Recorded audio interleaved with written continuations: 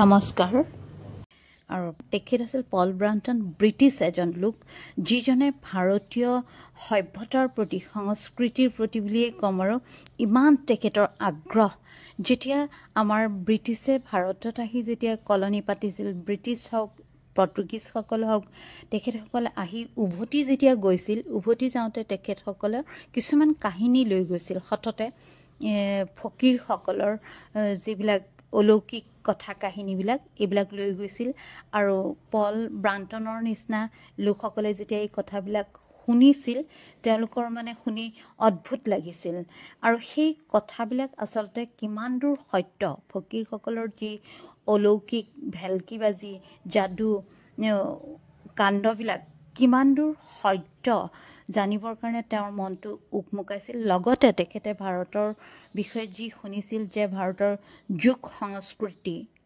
আৰু ভাৰতৰ প্ৰজ্ঞাৰ সাধনা এই বিষয়েও তেখেতৰ মনত কৌতূহল হৈছিল আৰু ভাৰতৰ অহাৰ বাবে ভাৰত যাত্ৰাৰ বাবে তেখেতে মন এটা বনাই লৈছিল 1930 চনত তেখেতে ভাৰতলৈ আহিছিল আৰু 34 তেখেতে উভতিও গৈছিল আৰু 34 তেখেতে এই কিতাপখন লিখি উলিয়াইছিল আৰু প্ৰথম যিটো মুদ্ৰণ আছিল তেতিয়াই 5 লাখৰ ওপৰ কিতাপ বিক্ৰী হৈছে বেষ্ট সেলাৰ আছিল আৰু এতিয়ালৈকে 34টা এডিশ্যন ইতিমধ্যে ওলালে গতিকে কিতাপখন কেনেকুৱা বহুমূলীয়া এখন কিতাপ তাতে আমি ভাৰতীয় তেখেতে ভাৰতৰ ওপৰত লিখিছে আৰু সেই সময়ৰ যিকোনো এখন পুথিত যি সময়ত লিখে সেই সময়ৰ চাপ পৰে সেই সময়ৰ সমাজখন কেনেকুৱা আছিল সামাজিক হওক গাঁৱৰ হওক চহৰৰ হওক বা শিক্ষাৰ কি অৱস্থা আছিল বা ৰাজনীতি কি গোটেই ছবিবিলাক পৰিস্ফুট হয় এখন সুন্দৰ গ্ৰন্থত গতিকে সেই সকলোবোৰ এজন ব্ৰিটিছে কি দৃষ্টিৰে চাইছিল সেই মনটো যিহেতু ভিতৰত আছিল গতিকে কিতাপখনৰ এটা পাঠ পঢ়ি গৈছিলোঁ আৰু পঢ়ি যাওঁতে বিশেষকৈ তেখেতক আগ্ৰহান্বিত কৰিছিল যুগ যিটো সংস্কৃতি আৰু আধ্যাত্মিক চিন্তা চেতনাৰ যিটো ভাৰতত পৰিৱেশ এটা আছে আৰু পৃথিৱীৰ ক'তো সেইটো বিচাৰি পাবলৈ ইমান সহজ নহয় এই বিষয় দুটাই তেওঁক আজুৰি আনিছিল ভাৰতলৈ আহি তেখেতে যেতিয়া ভাৰতত প্ৰৱেশ কৰিলে তেতিয়া তেওঁৰ এনেকুৱা লাগিল তেওঁ লিখিছে যে ভাৰতৰ তেওঁ কিন্তু যুগ সংস্কৃতিক তেওঁ কৈছে গুপ্ত সাধনা গুপ্ত জ্ঞান কাৰণ সেইটো সময়ত এনেকুৱা হৈছিল যে যুগ সাধনা যিসকলে কৰিছিল খুব লুকাই চুৰকৈ কৰিছিল গতিকে তেওঁ আহি পেলাই 30ৰ পৰা 34লৈ তেখেতে বহুত কষ্ট কৰি ইঠাইৰ পৰা সিঠাই ভাৰতবৰ্ষৰ ইঠাইৰ পৰা সিঠাই ঘূৰি ফুৰিব লগা হৈছিল যে সেই সাধকসকলক লগ পাম তেখেতে সেইবিলাক বহুত মানে তালাচ কৰি ফুৰিছিল তেনেকৈ কৰি যেতিয়া ফুৰিছিল তেখেতে লিখিছে ইয়াত যে তথাপি কম সংখ্যকেহে অনুধাৱন কৰে যে এদিনাখন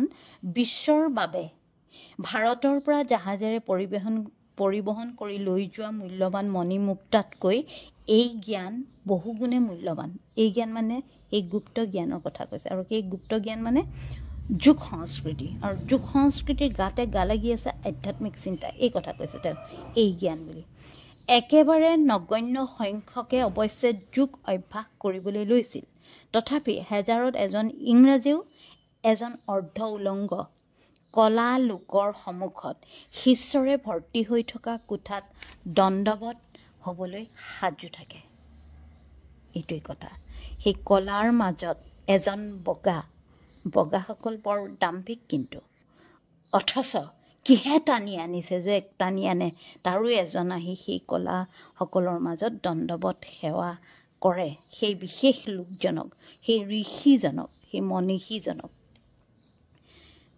গতিকে ভাৰতীয় যুগ সাহিত্যৰ কেনেকুৱা এটা উচ্চ পৰ্যায়ৰ চিন্তা তেওঁ ঠাইত কৈছে যে প্ৰখৰ ৰ'দৰ তাপত শান্তিত নোহোৱাকৈ পৰি থকা নিষ্কৰ্মা লোকবোৰেই ভাৰতীয় নেকি তেওঁলোকে একোকেই কৰা নাই বিশ্বৰ বাকীবোৰক একো মূল্যৱান শিক্ষা দিয়াই নাই নেকি যিবোৰ পৰ্যটকে কেৱল তেওঁলোকৰ পাৰ্থিৱ স্খলন আৰু মানসিক শিথিলতাহে দেখিছে তেওঁলোকে নিশ্চিতভাৱে বহু দূৰলৈ দেখা নাই তেওঁৰ ব্ৰিটিছনাক বিবেচনালৈ সলনি কৰিলেই তেওঁৰ হয়তো বন্ধ মুখ আৰু গোপন দুৱাৰ খোল খাব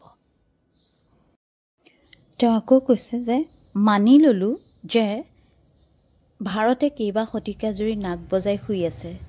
মানি ল'লোঁ যে আনকি আজিও তাত লাখ লাখ কৃষক আছে যিসকল 1400 শতিকাৰ ইংৰাজ কৃষকসকলৰ দৰে নিৰক্ষৰ, বিবেচনাহীন আৰু অন্ধবিশ্বাসৰ গ্ৰাসত পৰি আছে।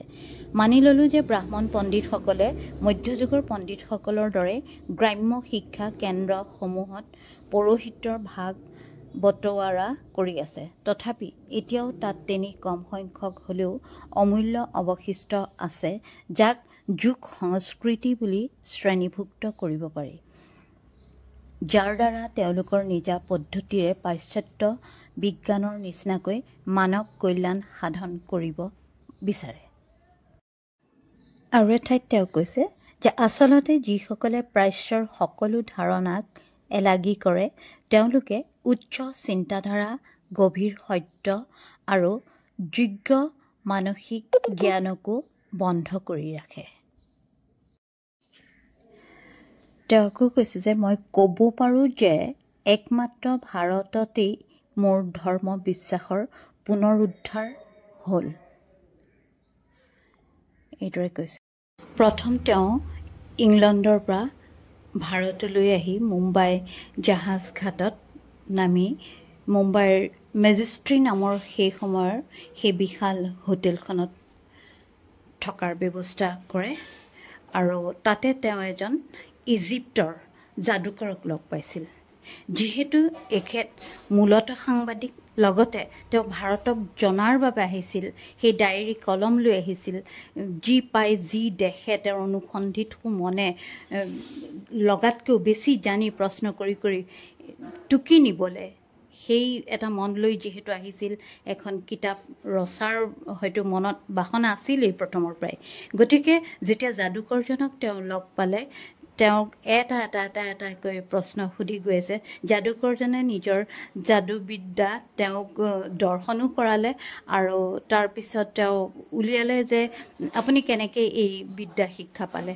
তেতিয়া তেখেতে ক'লে যে মোৰ এজন গুৰু লগ পাইছিলোঁ, মই খুব মানে সেই ল'ৰালিতে তেতিয়া মই লগ পাওঁতে তেওঁৰ পৰা 3 বছৰ মই তেখেতৰ পৰা যথেষ্ট পুৰণা পুথিপাঁজি পাইছিলোঁ, সেইখিনি মই পঢ়ি শুনিছোঁ অন্তঃকৰণেৰে সৈতে। সেই কিতাপ পত্ৰ মই যথেষ্ট কষ্ট কৰি 3 বছৰ পঢ়িছোঁ। তাৰোপৰি তেওঁ যিখিনি মোক ব্যৱহাৰিক জ্ঞান মানে দিলে যাদুবিদ্যাৰ ওপৰত, সেইখিনি মই খুব মন দি তেওঁৰ পৰা শিকিছিলোঁ, শুনিছিলোঁ, লৈছিলোঁ।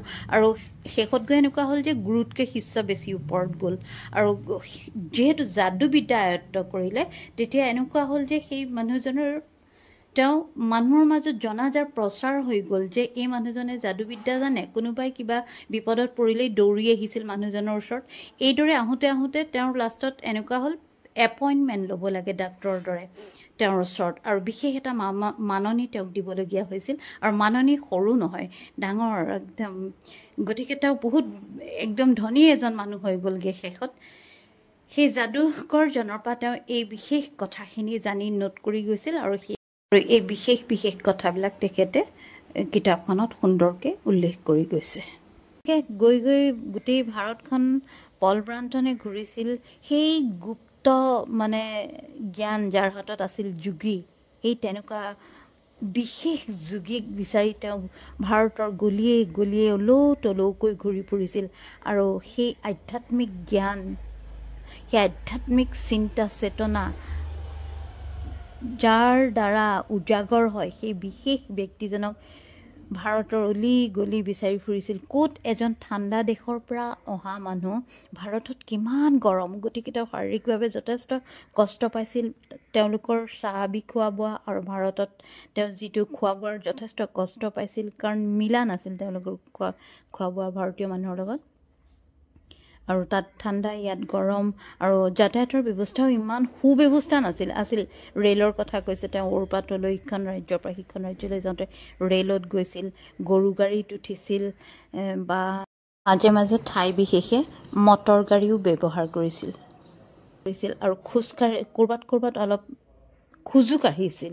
যেতিয়া ভাৰতৰ ইমূৰৰ পৰা সিমূৰ ঘূৰি ফুৰিছিলে তেতিয়া তেওঁ সেই সময়ৰ কথা লিখিছে যে বাটে পথে বহুত ভিক্ষাৰী, বিশেষকৈ মন্দিৰৰ আগত বহুত ভিক্ষাৰী, আৰু সিহঁতেও জানে, ভিক্ষাৰীও জানে যে এইজন মানুহৰ পৰা কিবা এটা পোৱাৰ আশা আছে, একেবাৰে মানে শাৰী পাতি আগবাঢ়ি আহে।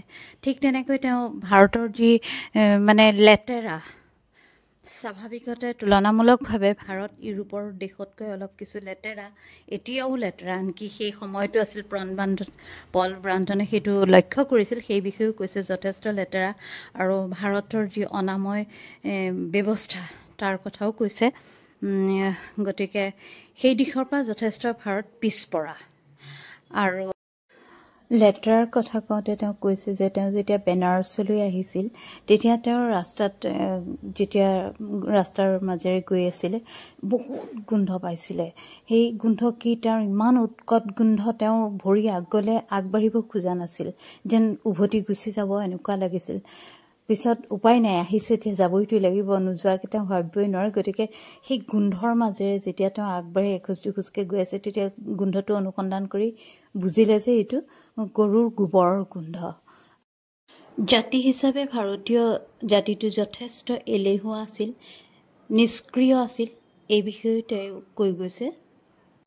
আৰু বেনাৰসৰ কথা লিখিছে যে বেনাৰসত সেইটো সময়ত এখন পবিত্ৰ মানে ঠাই, কিমান দূৰ দূৰৰ পৰা বেনাৰসলৈ মানুহ আহে, মন্দিৰ গন্তি কৰি শেষ কৰিব নোৱাৰি, মানে মন্দিৰ ইমান। আৰু এখন ঠাইৰ নাম লিখিছে দয়ালবাগ। দয়ালবাগ মানে এনেকুৱা যেনেকৈ আজিৰ এখন চহৰৰ দৰে, তাত কোনো এটা গাঁৱলীয়া পৰিৱেশ বা তেনেকুৱা নাছিল, একদম বিজ্ঞানসন্মতভাৱে স্থাপন কৰা এখন যেন ঠাই, যথেষ্ট আগবঢ়া। উদ্যোগৰ ক্ষেত্ৰতো তাত কলমৰ উদ্যোগ এটা আৰম্ভ হৈছিল, ঠায়ে ঠায়ে পাৰ্ক, আৰু য'ত মানে গছেই নগজে, তাৰ মাটিয়ে সহায় নকৰে গছ গজাত, তাতো শাৰী শাৰীকৈ গছ, সুন্দৰ এখন ঠাই দয়ালবাগৰ। দয়ালবাগত চাহাবজী মহাৰাজ নামৰ এজন বিশাল ব্যক্তিত্বৰ অধিকাৰী লোকক ব্ৰাণ্টনে লগ পাইছিল, আৰু ব্ৰাণ্টনক তেতিয়া চাহাবজী মহাৰাজে ভাৰত সম্বন্ধে দুই এটা সুধিলে, কেনেকুৱা তেখেতৰ মতামত। সেই প্ৰসংগত তেওঁ কিছু কথা ক'লে। তাৰ মাজত তেখেতে কৈছিল যে পুৰোহিত সম্বন্ধীয় কাৰ্যত সমৰ্পণ কৰাৰ বাবে ভাৰতৰ শক্তি ৰুদ্ধ হৈ শোচনীয় পৰিণতি হৈছে। মই কিছু অবিবেচক ঘটনাৰ উদাহৰণ দিলোঁ, যিবোৰ ধৰ্মৰ নামত ঘটি থকা দেখিছোঁ। এইবোৰ মাথো বোধ শক্তিৰ দান, যিটো ভগৱানে তেওঁলোকক অৰ্পণ কৰিছে, তাক উপেক্ষা বা অপব্যৱহাৰ কৰাৰ নিদৰ্শন দাঙি ধৰিছে। মোৰ স্পষ্টবাদী পৰ্যবেক্ষণৰ মন্তব্যই চাহাবজী মহাৰাজৰ ওঠৰ পৰা নিশ্চিত সন্মতি লাভ কৰিলে। ব্ৰাণ্টনে ৰেল যাত্ৰাৰ কথাও কৈছে, উনুকিয়াইছে কিতাপখনত। আৰু ৰেল যাত্ৰাত যিটো মানে ৰেলখন গৈ থাকিলে প্ৰাকৃতিক পৰিৱেশ এটা চকুত পৰে, সেউজীয়া, সেই বিষয়েও বৰ্ণাইছে। তেখেতে ৬৬তম নম্বৰ যিজন শংকৰাচাৰ্য, তেখেতৰ লগতো লগ হৈছে কিছু কথা, তেখেতৰ যি অনুসন্ধিত মনেৰে যিবিলাক প্ৰশ্ন তেখেতকো আগবঢ়াইছিল, সেইমতে তেখেতে উত্তৰ দিছিল, সেইবিলাকো তেওঁ নোট কৰিছিল, কিতাপখনত পাব আপোনালোকে। আৰু ইমানখিনি পোৱাৰ পিছতো এজন যোগীও লগ পাইছিল, যিজন যোগীয়ে তেখেতক বহুত কিছু যোগীৰ কথা কৈছিল, যে আপুনি একদম এজন সঁচা অৰ্থত যোগী লগ পাবলৈ হ'লে যে যোগীয়েনো এইদৰে উশাহ বন্ধ ৰাখি, হৃদপিণ্ড বন্ধ হৈ বা তেজ চলাচল বন্ধ হৈও শৰীৰত বছৰ দিন তেওঁলোকে এইদৰে থকাৰ পিছত আকৌ বহু বছৰৰ পিছত জি উঠিব পাৰে। সাধাৰণ মানুহৰ চকুত এনে লাগে যেন এইটো এটা কিন্তু নহয়, তেওঁলোকে পুনৰ জি উঠে, পুনৰ কথা কয়, পুনৰ আকৌ জীৱনলৈ উভতি যায়। এয়া হ'ল যোগ সংস্কৃতিৰ যিসকল সাধক, সেই সাধকসকলৰ, সেই যোগীসকলৰ অতি অবিস্মৰণীয় কথা। মানে সেই সময়ত এনেকুৱা কৈছিলে যে, এনেকুৱাকৈ তেওঁ শুনিছিলে ব্ৰাণ্টনে, যে এতিয়াও এনেধৰণৰ যোগীসকল লুকাই আছে, হিমালয়ৰ গুহাত এতিয়াও আছে, এইদৰে কৈছিল। ব্ৰহ্মা নামৰ এজন যোগীক তেওঁ লগ পাইছিলে, সেইজনো এজন শিষ্যহে আছিল। সেই শিষ্যজনেও তথাপি তেওঁলোকে সাধাৰণতে চকীত বহে, চাহাব মানুহ, ঠাণ্ডা জেগা। ব্ৰহ্মাই প্ৰথম তেওঁক মানে শিকাইছিলে মাটিত বহিবলৈ। তেখেতে মাটিত বহিছিলে, গতিকে ব্ৰাহ্মৰ লগতো থাকি তেখেতে যথেষ্ট ভাল পাইছিলে, বহুতখিনি শিকিছিলে। যথক মন, পিয়াপি ফুৰা মন, তেওঁ এঠাইত তেওঁৰ শান্তি, ইয়াতকৈ আৰু উৎকৃষ্ট কাক পাম, ইয়াতকৈ আৰু উৎকৃষ্ট কাক পাম, তেনেকৈ তেওঁ পিয়াপি ফুৰিছিলে ইমান। অথচ তেওঁ মাজে মাজে তেওঁ খাবলৈও মানে সেইটো পোৱা নাছিলে সময়মতে, সকলো ত্যাগী। শেষত তেওঁৰ অসুখো হৈ গৈছিলে। তাৰ মাজতে এইদৰে ঘূৰি ফুৰোঁতে দুই এজনে তেওঁক কিন্তু সৰবজানৰ দৰে এজন জ্যোতিষী লগ পাইছিলে, বেনাৰস জ্যোতিষীয়ে জ্যোতিষবিদ্যাৰে তেওঁক ইটো সিটো কথা যেতিয়া কৈছিলে, যিহেতু পল ব্ৰাণ্টনৰ মূৰত বিজ্ঞান সোমাই আছিল, তেওঁ ভাৰতৰ সেই ভেলকিবিদ্যাই হওক বা যাদুবিদ্যাই হওক বা এই জ্যোতিষবিদ্যাই হওক, সকলো কিন্তু বিজ্ঞানৰ লগত তেওঁ তুলনা কৰি চাইছিল যে ইয়াত বিজ্ঞান আছেনে নাই। কিন্তু তথাপি তেওঁ সেই বিজ্ঞান মনস্ক মন হ'লেও জ্যোতিষীজনৰ ওচৰতো তেওঁ মৰদুৱাই গৈছিল। জ্যোতিষীজনৰ ওচৰত তেওঁ প্ৰায় 2-3 দিন আছিল, থাকি অতি কাষৰ পৰা দুই এটা কথা শুনিছিল। শেষত জ্যোতিষীজনে ব্ৰাণ্টনক তেওঁৰ ভৱিষ্যত সম্পৰ্কে প্ৰেডিক্ট কৰিছিল, যে সেইবিলাকো তেওঁ বৰ্ণাইছে বৰ সুন্দৰকৈ। আৰু সঁচাকৈ শেষত তেওঁ লগ পাইছিলে ৰমনা মহৰ্ষি ঋষিক, যি এইটো দক্ষিণ ভাৰতত লগ পাইছিলে। দক্ষিণ ভাৰতৰ পণ্ডিচেৰীৰ কাষত অৰুণাচল নামৰ এখন পাহাৰ, ৰঙা মাটিৰ পাহাৰ বুলি কৈছে। ৰঙা মানে দূৰৰ পৰা দেখিবলৈ ৰঙা, গছ বনেৰে ভৰি আছে কিন্তু ৰঙা। তাত এগছি চাকি জ্বলি থাকে, আকাশবন্তি বুলি কৈছে। সেই চাকিটো আচলতে ৰমনা ঋষিৰ মাকৰ নামত জ্বলি থাকে। আৰু ৰমনা ঋষি প্ৰৱেশিকা পৰীক্ষাত উত্তীৰ্ণ হোৱা নাছিল। ঠিক উত্তীৰ্ণ নহওঁতে সেই বছৰতে তেওঁ ঘৰ এৰি নাইকিয়া হ'ল, মানুহজন গুচি গ'ল। কলৈ গুচি গ'ল? তেওঁ 6 বছৰ কাল একদম মানে লুকাই আছিল, অৰণ্যৰ মাজত তেওঁ সাধনা কৰি আছিল 6 বছৰ কাল। মৌন, কথা কোৱা নাছিল, মৌন মুনি। 6 বছৰ কাল সাধনাৰ পিছত ৰমনা মহৰ্ষিয়ে দিব্য জ্ঞান লাভ কৰিছিল। ৰমনা মহৰ্ষিৰ ওচৰত তেওঁ সেই যাত্ৰা কালত দুবাৰ আহিছিল। আচলতে তেওঁৰ সাংবাদিক মন আৰু অনুসন্ধিৎসু মন, কিবা এটা জানিবৰ কাৰণে তেওঁ ভাৰতবৰ্ষলৈ আহিছে, কিবা এটা বিচাৰি আহিছে, লগত ডায়েৰী আৰু কলম। কিন্তু এই মুনিৰ ওচৰলৈ যেতিয়া আহিছে ৰমনা মহৰ্ষি খুব বেছি কম কথা কয়। গতিকে সেই কম কথাৰ মাজত এওঁৰ প্ৰশ্ন বহুত, কিন্তু ঋষিৰ ফালৰ পৰা উত্তৰ এটা বা দুটা শব্দ। মানে কেতিয়াবা কোনোবা প্ৰশ্নৰ উত্তৰেই নাই, পিছদিনা দিব হয়তো, বা কেতিয়াবা কোনোবাটো প্ৰশ্নৰ উত্তৰ একেবাৰেই নাই, আৰু কোনোবাটো উত্তৰ হয়তো চকুলে চাই থাকিব লাগিব। এনেকৈ তেওঁ প্ৰথম হেৰিতে পঢ়িছিলে যে ঋষিজনক কিছু মানে পঢ়িছিলে যে ঋষিজন এজন অতি উচ্চ স্তৰ, তেখেতৰ আধ্যাত্মিক চিন্তা সাধনা তেখেতৰ, সেইটো তেওঁ বুজিছিলে। বুজিও কিন্তু তেওঁ কিবা এটা থকা মেলাৰ কিবা এটা অসুবিধাত তেওঁ গুচি গৈছিলে। আকৌ যিদিনা তেওঁ ভাৰত এৰি যোৱাৰ বাবে টিকেট শেষত কৰি থৈছিলে মুম্বাইত জাহাজত, তেওঁৰ মানে আত্মজ্ঞানে কৈছিল যে নহয়, তেওঁ যিটো বিচাৰি আহিছিল সেইটো এতিয়াও তেওঁ পোৱা নাই, গতিকে তেওঁ পুনৰ উভতি যাব লাগে সেই ৰমনা মহৰ্ষিৰ ওচৰলৈ। তেওঁ পুনৰ গ'ল ৰমনা মহৰ্ষিৰ ওচৰলৈ, আৰু সেই একেই মুনিজন, এইবাৰো একেই। পিছৰবাৰ যোৱাৰ কাৰণে যে কথা দুটা বেছি কৈছে সেইটো নহয়, কিন্তু এইবাৰ ব্ৰাণ্টনে শিকিলে যে মুনিজন যিহেতু মন্দিৰত বহি থাকোঁতেও ধ্যানত থাকে, ধ্যানৰত, গতিকে সেই তেওঁৰ সন্মুখত এওঁ শিকিলে বহি থাকিবলৈ। সেইটো তেনেকুৱা এটা চিন্তাৰে এওঁ সমানে বহি থাকিবলৈ শিকিলে। তেওঁ তেনেকৈ ধ্যানত যেন ব্ৰহ্মাই যিহেতু মাটিত বহিব শিকাইছিলে, তেনেকৈ বহি বহি বহি তেওঁ ঘণ্টাৰ পিছত ঘণ্টা যেতিয়া বহিলে এখেতৰ লগত ধ্যানত, কিবা এটা যেন সংযোগ হ'ল।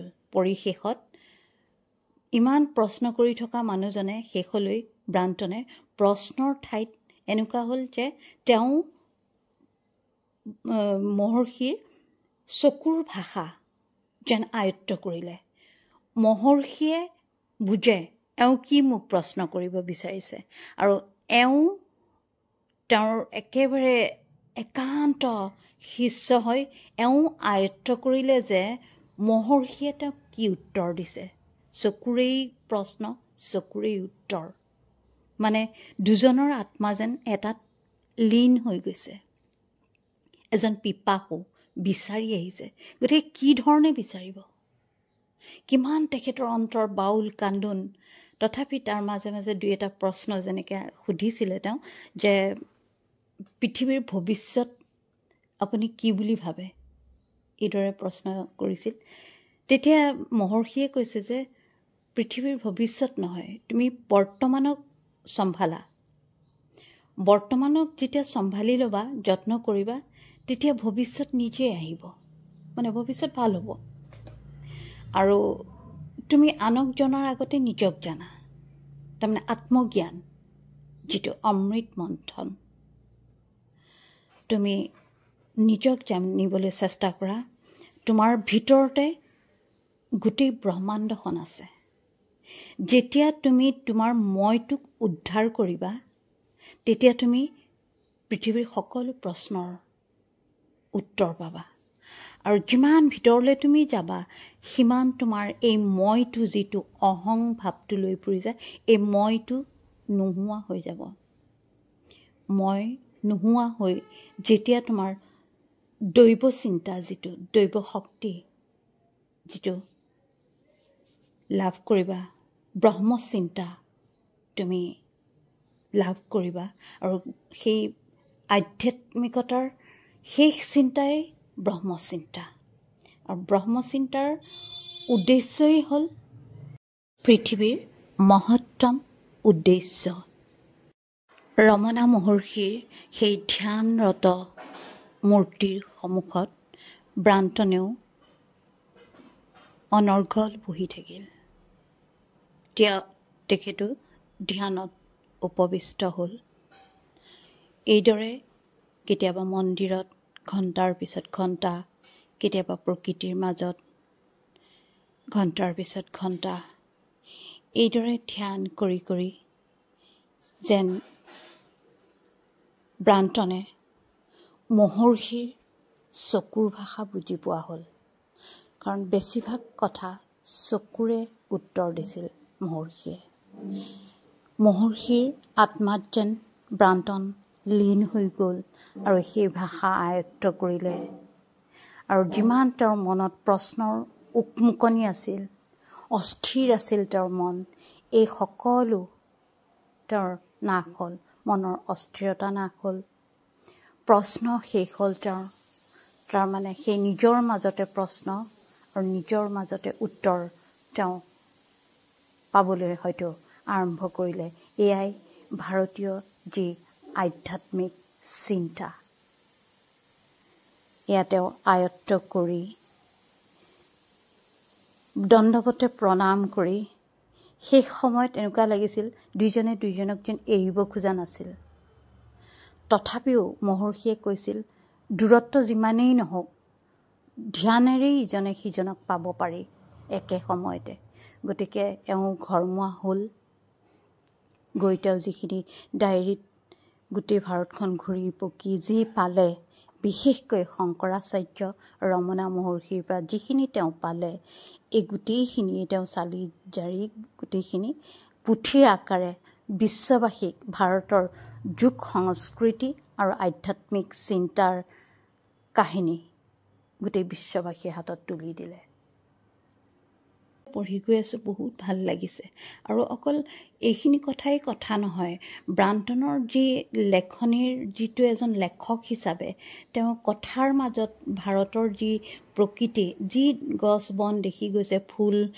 ফুলনি বাগিচা দেখি গৈছে ফুলৰ গোন্ধলৈকে যমুনাৰ পানীলৈকে সেই কৃষ্ণৰ বৃন্দাবনলৈকে সকলো ক'ৰবাত তেওঁ আজৰি আনিছে নেপোলিয়ন বোনাপাৰ্টৰ আজৰি আনিছে প্ৰত্যেককে সাঙুৰিছে বৰ সুন্দৰ ভাষা সুন্দৰ আমাৰ অনুবাদক পৰমেশ দত্ত ডাঙৰীয়াই যিটো আচলতে অনুবাদ সাহিত্য বৰ সহজ নহয় প্ৰথমতে সেই সাহিত্য পুথিখন পঢ়ি তাৰ মাজত সোমাই যাব লাগিব মানুহজনে, সেই বস্তুটোত লীন হ'ব লাগিব, তাৰপিছত সি নিঃসৰিত হয়।